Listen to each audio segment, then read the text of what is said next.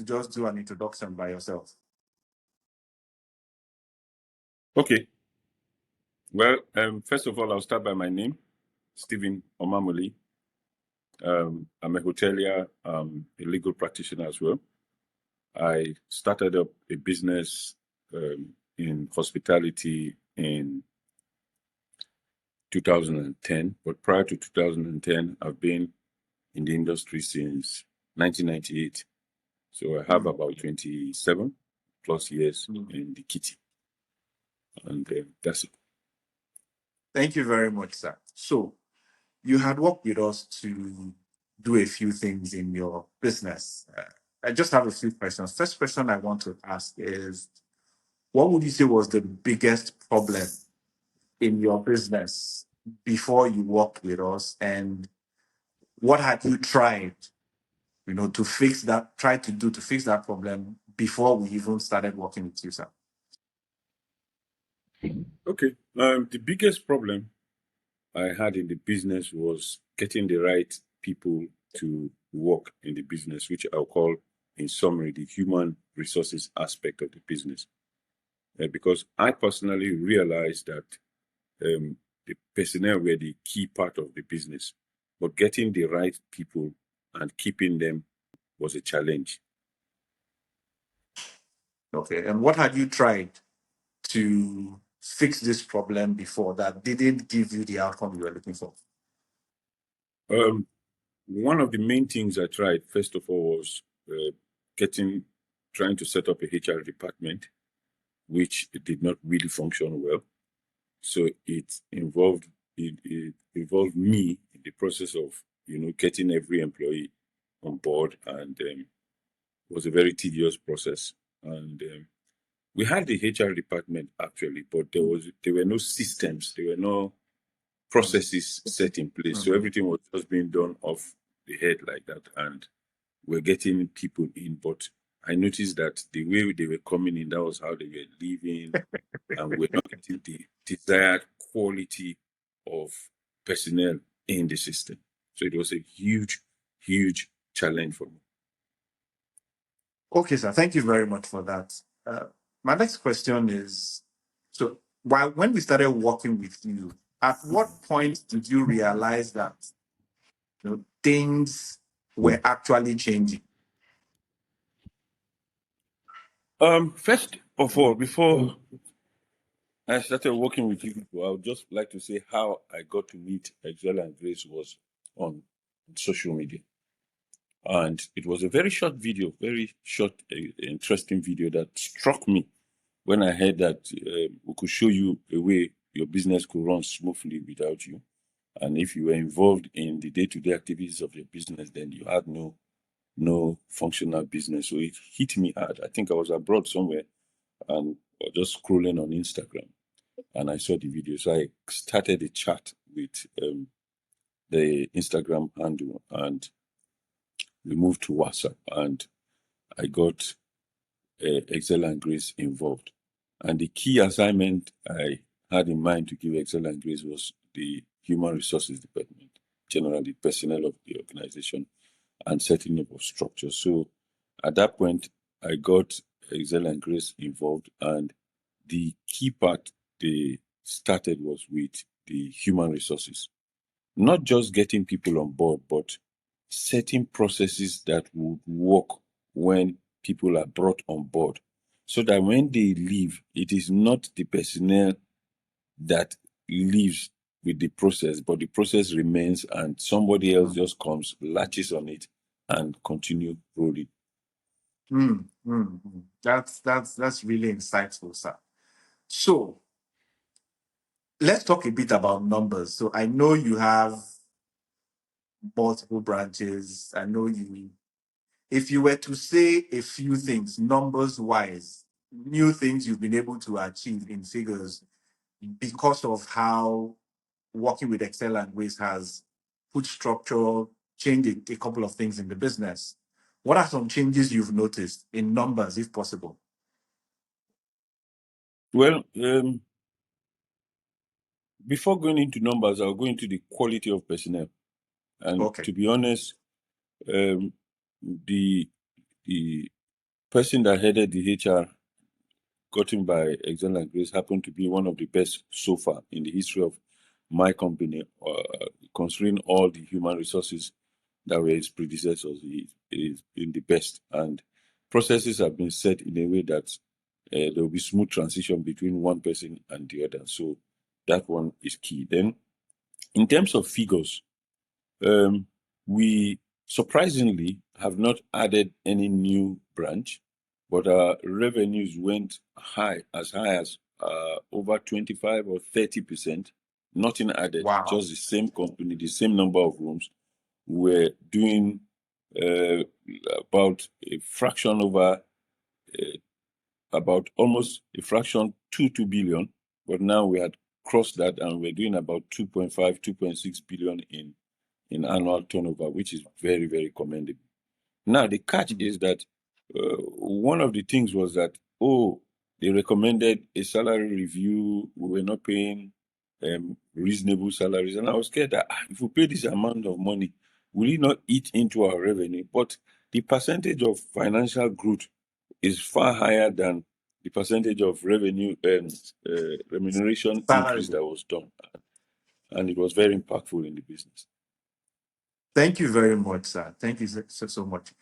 My next question is, so this is a bit personal to you. How has your confidence about your business changed because of some of the things that are now happening in your business? What new The things most are you able beautiful, to do? Go ahead, sir. the most beautiful thing about being in business, an investor, an entrepreneur, a founder of a business, is having that ability to see your business from a distance, running like autopilot without your daily involvement. And that is the key thing that has happened, and that has really reduced my stress levels. I want to go so personal. I used to be on blood pressure medication before, but I'm no more on Wow. blood pressure medication, not just on my own. My doctors in England Wow. said, Steve, you do not need it again. That they had to Wow. stop me from doing it. And this is because departments started functioning on their own and processes Wow. were automatically working. People were being Wow. recruited. I walk into some branches and I don't know the people. They just say hi, I greet them, and I go and sit down. And that is the key thing that is making a lot of businesses, especially in Nigeria, not grow beyond the founders of the businesses. You understand? So Wow. Nigerian Wow. businesses Yes. especially needs to start looking at the business growing beyond the founders of the business. And the key thing is letting processes work and taking a back seat and just observing and doing things on the other side. So that's the key one that has really worked. My health has improved. My ability to Wow. rest is there. I travel, and most of what I do is just going through emails, once in a while, reading messages on their different WhatsApp group without directly being involved. And that's key to me. Then I've also seen employees that were not very, very good, that were not performing optimally. Surprisingly, they were even penciled for termination. And over this period, under this new system, I've noticed that they've improved so well that sending them away was no longer considered as an option. Wow. Yeah. Wow. This is remarkable. Has your team also Thank you. noticed any change? Since the structure was put in place, everything was done with Excel. Has your team also noticed any change themselves in the business? Do you think so? Yes, I think so, because salaries are being paid as at when due.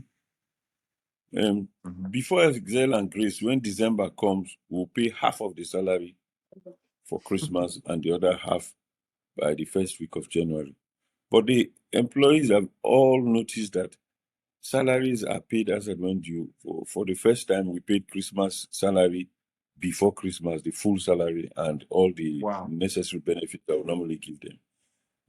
Wow. They also noticed that the customers the customer base increased and there was more customer retention. There were more customers coming back. They noticed also that the employee turnover reduced, and I'm sure they've noticed more than what I'm saying, but these are the ones that I noticed that obviously they have noticed. Wow, this is incredible. We're also aware that one of the new things that you have done was also setting up an advisory board. Okay, how did that come about, and how has that also affected the way the business is running? Because I do recall it's one of the strategies that were recommended by our team at Excel and Grace. How has that also affected your business? There's a saying that two heads are better than one, and that anybody that does not have somebody that can speak to that person is heading towards destruction. The fact that one is a CEO of a business does not mean that you should not have people that can give you formal advice with regards to business without prejudice, without caring whose ox is God, without looking at your face to tell you the truth. So when this advice came, I embraced it because a change is constant. You can't keep doing the same thing in the same way and expecting a different result. So I embraced most of the advices. We set up the advisory board, had our inaugural meeting, and I've pushed so many things that I ordinarily would have just taken a decision, wrong or right, And the quality of the people in the advisory board, top notch, well experienced people in their field, and they've been giving good advice, and we'll be taking the advice. Two, it has also made some of the management team realize that all decisions are not taken by the MD or the founder of the business. You understand? So for example, when the issue of salary review came, presented it to the board, notified the management that this issue is being handled by the board. I was waiting for results. You see, so it gives them this sense of belonging, sense of appreciation, sense of it is no longer that one-man business that wakes up from sleep on the wrong side and things go wrong, on the right side and things go right. So that is what I really love about setting up the advisory board. And I advise every business to set up an advisory board and stop this one-man approach of limited liability company, myself, my wife, or my children, and I take every decision. Thank you very much for sharing that. So, my final welcome. question before we let you go, sir, would be, some people would see this, okay, different business owners at different stages in their business. Okay, what advice would you have for them, and who do you think should reach out to Excel and Grace from your experience? Who do you think should reach out to us to make inquiries or to go ahead and use our service? From my experience, to be honest with you, I feel every business, especially the SMEs, the smaller businesses, the medium scale businesses, most businesses in Nigeria don't outlive the founders and the owners because structures are not in place. You understand? You go to England, you see a uniform shop that produces students' school uniform, has been in existence for 120 years. I walked into a store in a town called Milton Keynes to buy uniform for my son and discovered that business had been in existence for 100 and something years. And I was so curious, I started asking questions. And they called one of the top management staff, who is the great grandchild of the founder no, it's a lady girl, of the founder.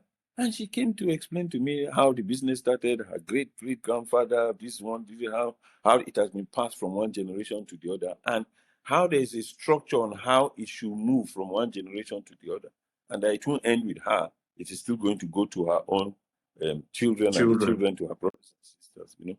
So that is key. If structures are not in place, most businesses end when the founder or the business owner ends. And that genuinely is not really the intention of people that set up business.